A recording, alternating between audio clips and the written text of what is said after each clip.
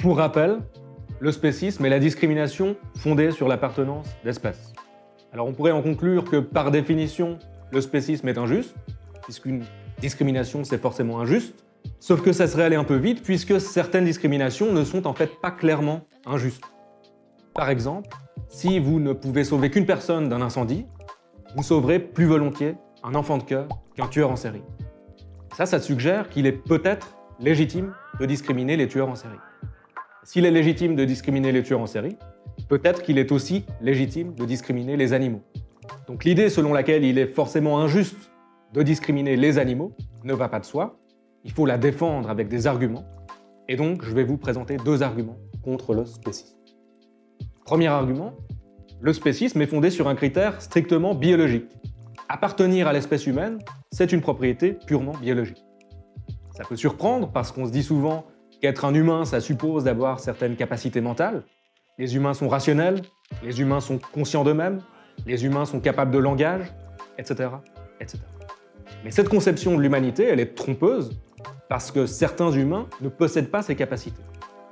Les nouveau-nés, les handicapés mentaux profonds, les individus atteints de sénilité lourde ne sont pas plus rationnels, ne sont pas plus conscients d'eux-mêmes, ne sont pas plus capables de langage qu'un cochon adulte moyen.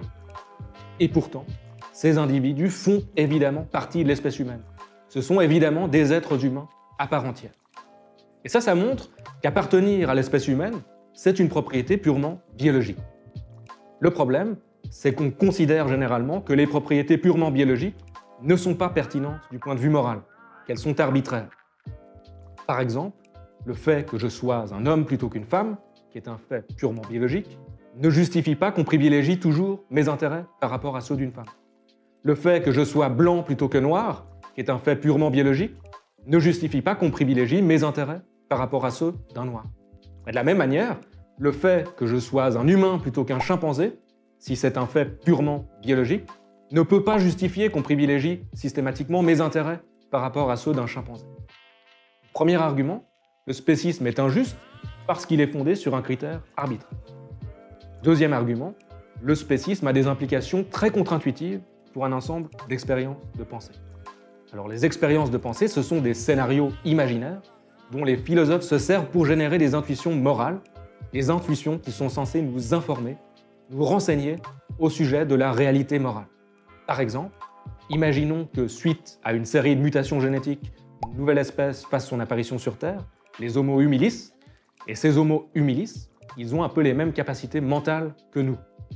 Ils sont capables de résoudre des équations de second ordre, ils sont capables de parler littérature, puis il y en a même certains qui sont capables de faire de la philosophie. Mais ces Homo humilis, contrairement à nous, ils sont extrêmement faibles.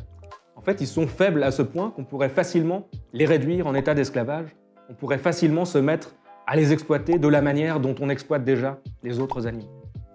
Intuitivement, manifestement, ça serait injuste de les exploiter de cette manière.